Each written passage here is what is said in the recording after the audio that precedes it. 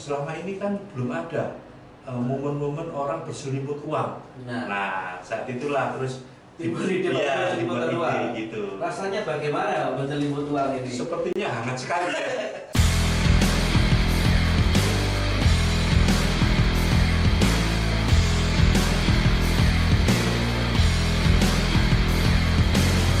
Assalamualaikum sahabat Lurung TV.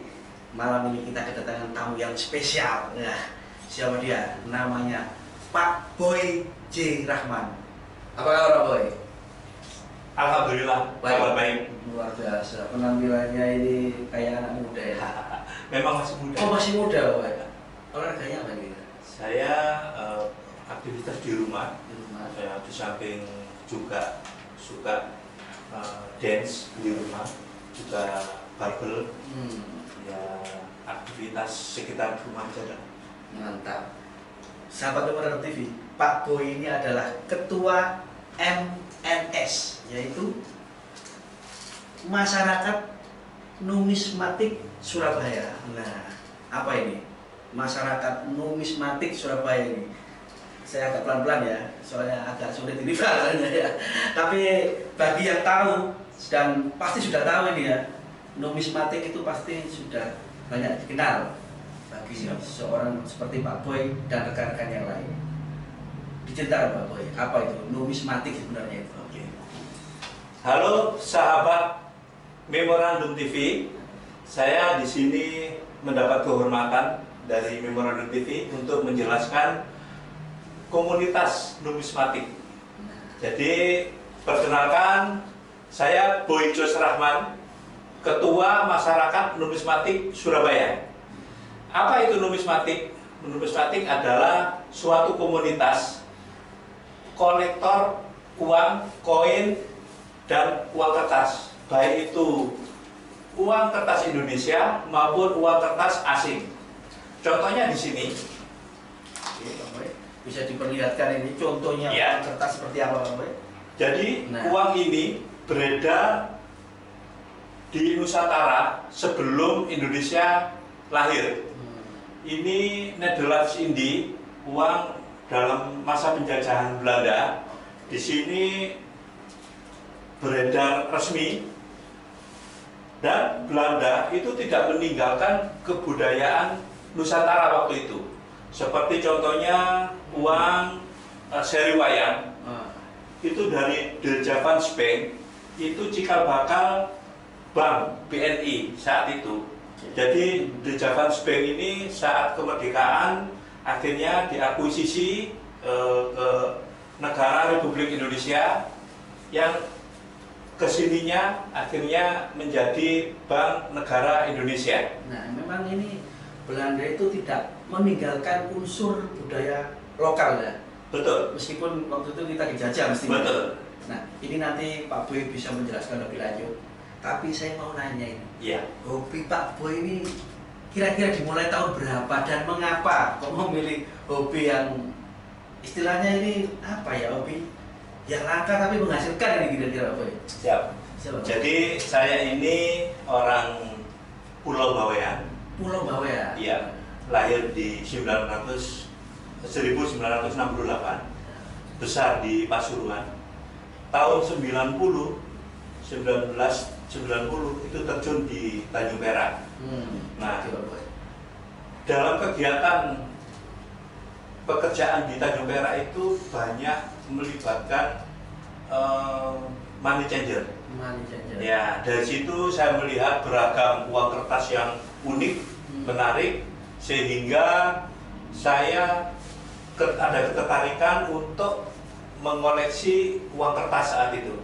Berarti dimulai dari situ ya? Dimulainya tahun 1992. 92, berarti sekitar 31 tahun yang lalu. Betul.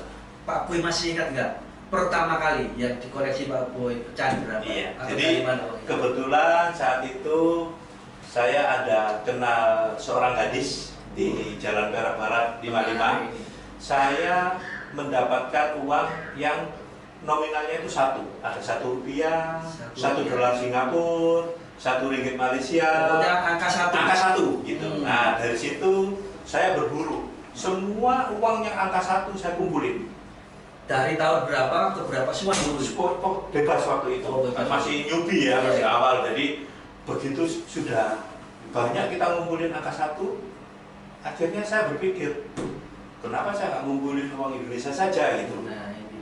Akhirnya pada tahun 92 itu saya kumpulin seri. Waktu itu yang beredar uang kertasnya 100, 500, 1000, 5000, 10.000. Nah, apabila di kemudian hari ada uang baru, saya langsung sisihkan uang baru itu. Sambil saya mencari uang yang di bawahnya. Waktu itu kan 92. 92 berarti tarik mundurnya itu di 75. Loh, kenapa kok jauh 75? Jadi uang perubahannya itu antara 4 tahun sampai 5 tahun. Itu baru ganti. Gitu, Nah, dari 75 ke 82 agak pendek lagi. Karena uang Indonesia zaman dahulu itu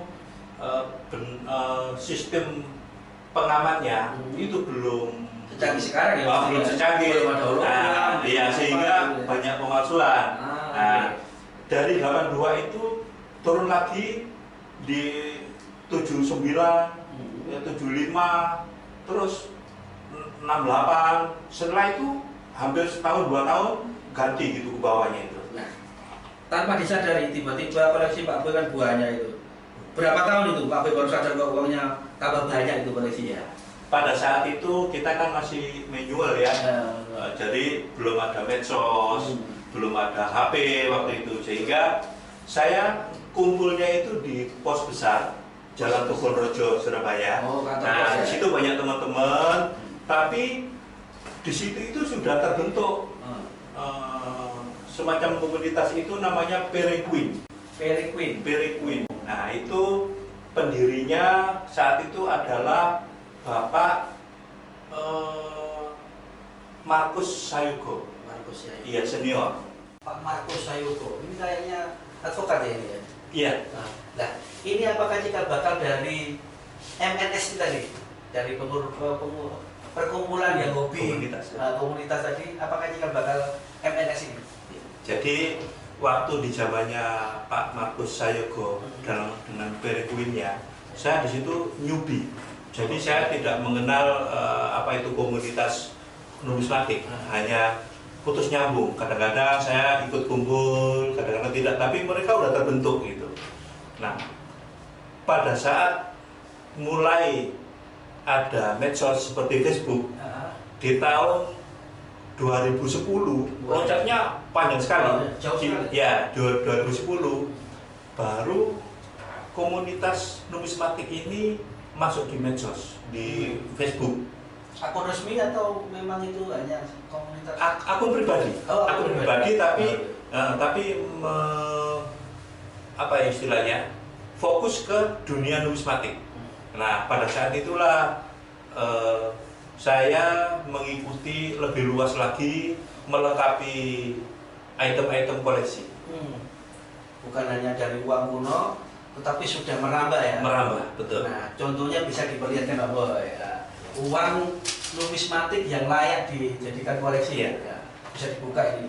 Jadi Indonesia ini setelah tahun 2009 baru mencetak uang yang serinya plano.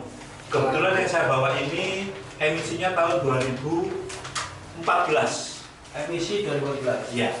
Bisa dijelaskan plano itu apa Pak? Jadi plano itu seri lembaran yang belum dipotong.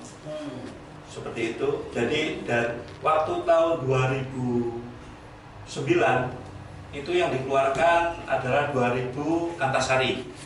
Kalau yang 2014 itu yang 100.000.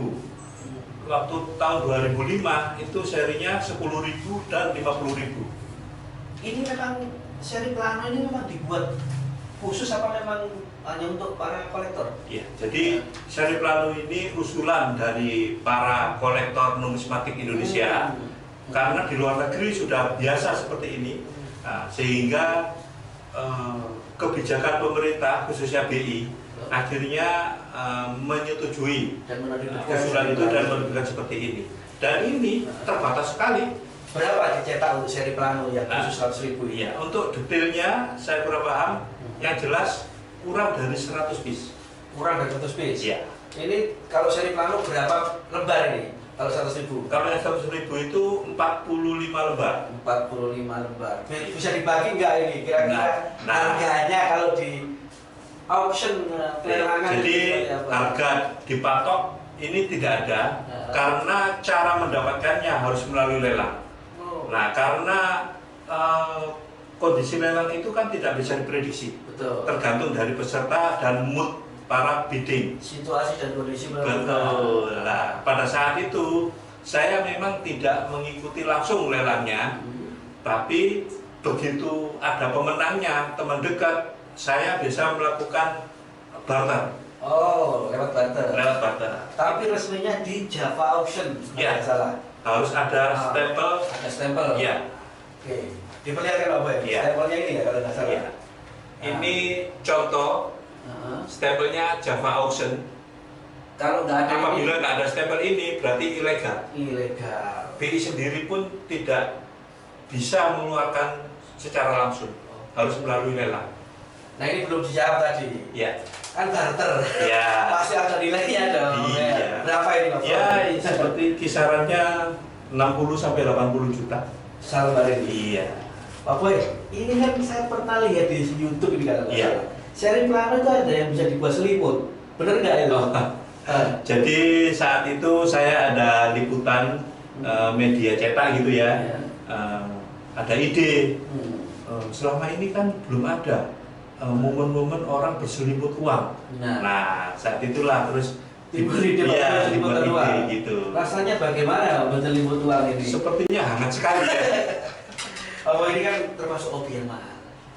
Siap. Untuk menjadi hobi atau newbie istilahnya, pendatang baru, perlu uang yang tidak sedikit. Bagaimana caranya untuk menyiasati hal itu, Pak Boy? Jadi dan saran. Tip dan saran itu sesuai dengan pengalaman saya, karena masing-masing orang mungkin berbeda. Mungkin ada yang sudah punya uang banyak sehingga bisa langsung melengkapi koleksi. Kalau saya itu tanpa modal. Caranya bagaimana? Dari yang kecil dulu. Ada item yang bagus, murah, kita beri 2. Jual lagi 1, simpen 1. Ada item lagi 4, kita beli. Jual 3, kita simpen 1. Sudah dapat profit, dapat item. Terus berlanjut seperti itu. Kira-kira berapa tahun Pak Boy menyadari uangnya begitu banyak ini, koleksinya? Sepertinya sampai sekarang pun belum sadar ya. Belum sadar. Iya, karena masih banyak yang harus diburu. Soal perburuan uang, nah ini Pak Boy ini juga anggota Harley Davidson Surabaya. Iya, Surabaya. Seragamnya kan kelihatan HDCI. Iya. Selain itu Pak Boy ini juga pengusaha atau anggota Kadin kalau nggak salah. Siap. Ini ada korelasinya nggak ini antara hobi Harley sama numismatik ini sama pengusaha ini? Ada korelasinya nggak? Iya. Jadi begini. Saya koleksi uang ini tidak semata-mata gaya-gayaan, tidak semata-mata memiliki item hobi yang mahal, tapi saya manfaatkan bahwa koleksi ini sebagai personal branding.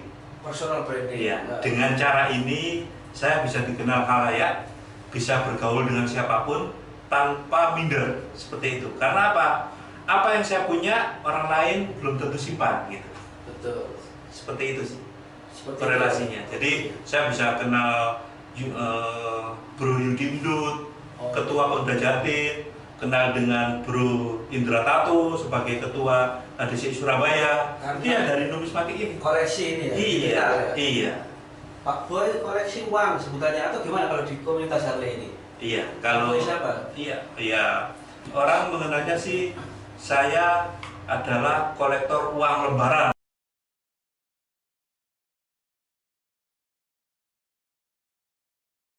Beliau ini juga adalah CEO PT Gresik Tali Mandiri, yaitu perusahaan yang bergerak di bidang menghitung gitu apa ya? Menghitung, menimbang, mengukur. Ya. Wah, ini memang agak ada kolerasinya lah. Ini kan bisa menimbang dan mengukur, artinya mengukur mata uang berapa nilainya kan sama seperti Pak Boy ya. Nah Pak Boy, tadi kan Pak Boy sudah bercerita mengenai ini ya, uang plano. Plano lebaran. Nah, apalagi yang bisa diceritakan? Mungkin ada uang yang serinya sama atau bisa dibaca atau seperti apa, Boy? Jadi koleksi uang yang awalnya berburu seri dari tahun, dari emisi, setelah nutup kita bingung, apalagi ya? Gitu. Akhirnya kita mencari seri-seri yang bisa dibaca atau ada inisial. Contohnya seperti ini. Sudah dibawa ya, Pak Boy? Ya, luar biasa. Saya siapkan. Oke. Di sini kebetulan nama saya sendiri BOI 111 terbaca Boy. Satunya banyak sekali, Pak. Nah, jadi uang Indonesia itu 3 huruf, 6 angka. 6 angka. Seperti itu. Jadi mencari angka kembar saja solid itu udah susah setengah mati. Ini bisa dibaca sesuai nama. Yang lain, Pak Boy, dicontohkan lagi. Oke. Bukan ini ini. BOY. Boy juga. Boy juga. Luar biasa. Oke. Apalagi, Pak Boy? Nah. Lagi yang bisa dibaca ini. Ada seperti ini Odi, Vivi, Sogi, Sofi, Sobi, Derry. Nah, menariknya ini, ya, Pak Boy mengumpulkan dari pecahan kertas 1000 sampai 100.000. Sampai 100.000. Tolong diperlihatkan. Contoh yang 100.000. Ini jadi lebih menarik lagi di 100.000 ini. Kira-kira bisa dibaca apa ini 100.000 ini? Ada AGU 555 terbaca Agus. Agus. Ebes. Nah, ini luar biasa. Ebes ini papanya orang Malang. Ebes ya. Orang Malang Ebes. Pak Boy, ini saya jadi agak gimana gitu Pak Boy. Ini Pak Boy pendapatannya seperti gimana mendapatkannya? Jadi karena kami di komunitas, sehingga punya link-link tertentu. Ada dan komunitas itu kan tidak hanya Surabaya, betul, se-Indonesia, bahkan luar negeri. Kadang-kadang item uang Indonesia itu juga disimpan orang Singapura. Nah ini itu. Sebentar Boy, komunitas ini se-Indonesia berapa sih jumlahnya yang bisa jadi penasaran lagi? Kalau keseluruhannya saya tidak bisa pasti, tapi diperkirakan antara 2000-an. 2000 orang. Iya, 2000. Se-Indonesia. Se-Indonesia. Kalau di Surabaya sendiri? Di Surabaya kisaran 150 sampai 200. Jawa Timur? Jawa Timur 300-an sampai 400. Pertanyaannya, apakah itu semua kolektor itu pengusaha? Oh, jadi gini. Nah, namanya hobi. Itu dari semua kalangan. Betul. Ada murni kolektor, ada kolektor. Nah, istilah kolektor ini apa lagi, Pak Boy? Ya, saya istilahkan saya sendirilah. Jadi sendiri. Kita dapat 4 item, kita simpen 1, kita jual 3. Jadi namanya kolektor. Koleksi sambil ngedol. Gitu. Nah, ya ini untuk memenuhi perburuan uang yang belum didapat mesti. Betul. Menarik ini. Contoh lagi ya. Ini ada nama serinya inisial. Sesuai judulnya inisial. Setelah bisa dibaca ini inisial. Inisial. Jadi inisial nama tokoh. ARB Abu Rizal Bakri.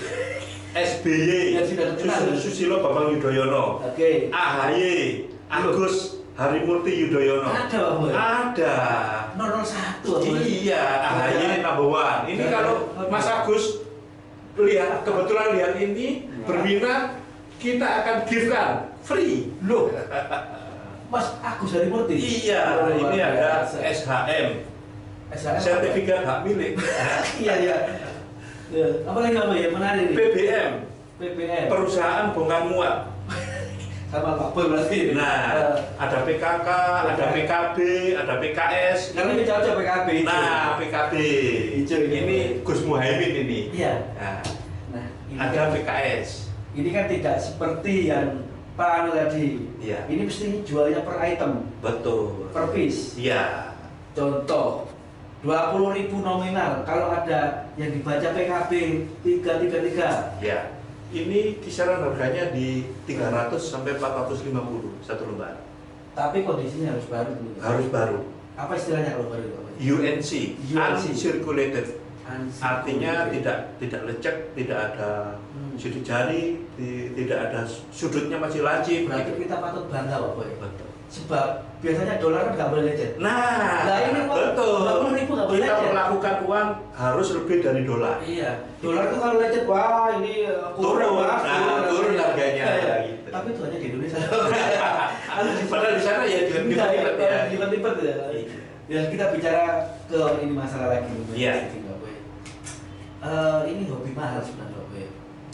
Relatif sih. Relatif. Ada orang kan juga hobi otomotif yang sampai harganya iya di luar nalar gitu. Di luar nalar tapi bisa kebeli. Betul.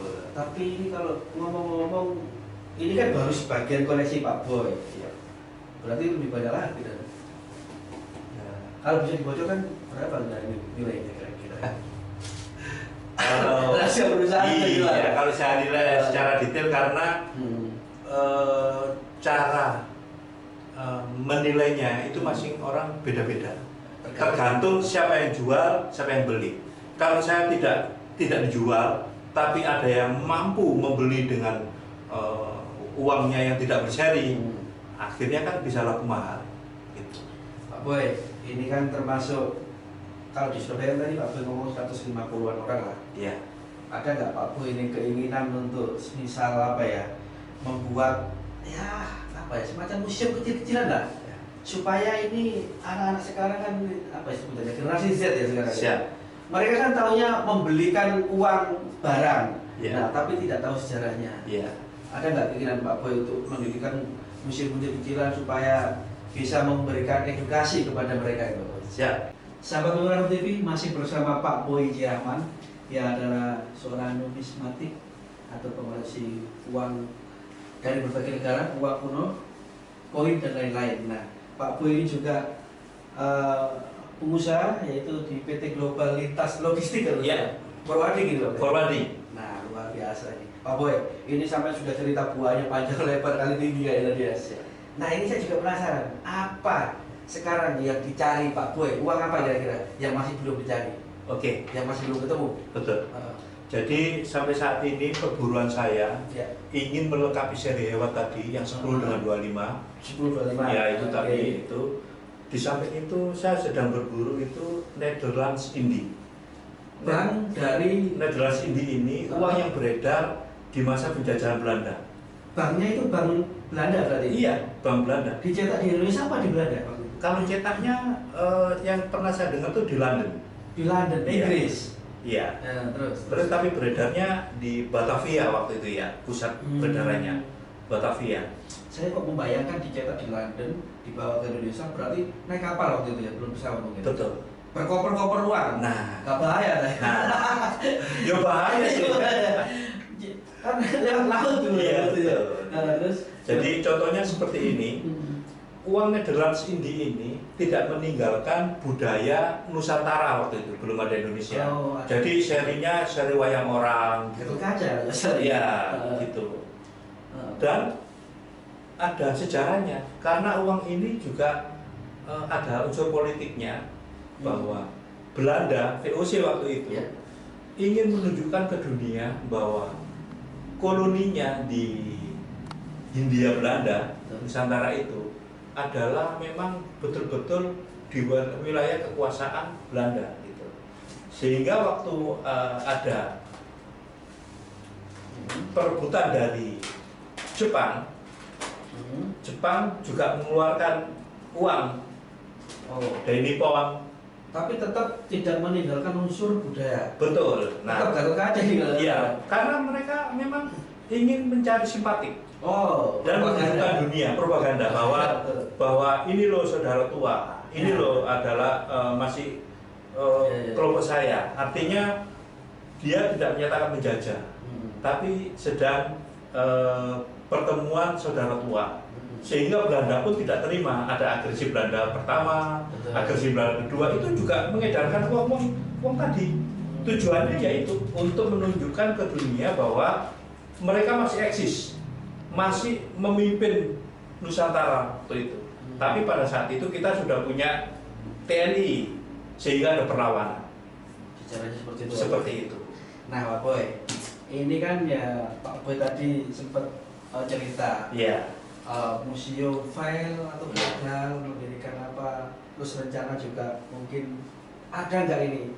Kira-kira tadi orang yang umpamanya berminat lah, semuanya koleksi Pak Boy di take over, Nah, Jadi begini, saya sendiri sih impiannya secara pribadi ingin mendirikan museum untuk edukasi. Betul. Tapi seperti pengalaman saya dengan Jatim Paktika tadi memerlukan konsorsium dan lain-lain, gayung bersambut ada sahabat kita namanya Bro Agus dari Bojonegoro, sepertinya berminat untuk men-take over item ini. Semua koleksi. Loh. Habis itu beliau akan membentuk semacam yayasan yang akan dikelola menjadi museum edukasi tadi. Tapi saya ada di dalamnya. Artinya Pak Boy masih bisa melihat koleksi. Betul, bisa melihat ini dan bisa tutor, bisa memonitor, gitu. Artinya itu suatu prestasi yang luar biasa. Saya tidak kehilangan item, tapi saya mendapatkan manfaatnya. Luar biasa. Ini istilahnya seorang pemuda atau apa ini kok tiba-tiba ingin men-take over ini, ceritanya seperti memang apa? Beliau ini saya lihat luar biasa. Yang saya tahu core business-nya di kontraktor, dan beliau itu punya rumah joglo yang sangat luas di Bojonegoro. Artinya kelihatan dari seleranya saja calon museum yang bisa menyelamatkan item-item Indonesia jangan sampai lari ke luar negeri. Akan menjadi nanti barometer tempat edukasi numismatik se-Indonesia. Itu harapan saya. Gayung bersambut. Gayung bersambut istilahnya. Terima kasih Bro Agus. Luar biasa Pak Boy. Demikian sahabat Memorandum TV, podcast kita bersama Pak Bro atau Bro Boy Jiraman, yaitu seorang ketua MNS, yaitu Masyarakat Numismatik Surabaya. Saya mengejanya agak pelan-pelan. Siap, iya. Soalnya luar biasa. Satu lagi informasi sedikit bahwa Masyarakat Numismatik Surabaya itu berdiri pada bulan Desember 2018. Saya sebagai ketua, ada wakilnya namanya Ibnu, terus ada sekjennya namanya Ali Budiono, dan ada wakil yang lain itu ada Celingling namanya. Celingling. Iya. Ini peduli juga sama uang-uang seperti ini ya? Iya, ada Bruniki dan lain-lain. Banyak sih. Pesan terakhir Pak Boy untuk para kolektor, supaya tidak apa istilahnya. Untuk para kolektor newbie, jangan takut, jangan khawatir untuk memulai hobi ini. Tiru saya, kalau bisa jangan terlalu mentarget, menggebu-gebu. Dapat 2, jual 1, simpen 1. Dapat 3, jual 2, simpen 1. Seperti itu seterusnya, sehingga bisa terkumpul banyak. Dan untuk masyarakat numismatik Surabaya, tetap kompak, solid untuk memajukan numismatik Indonesia. Mantap. Terima kasih Pak Boy. Sama-sama. Mantap. Demikian Memorandum sahabat Memorandum TV. Kita jumpa di lain kesempatan. Mantap.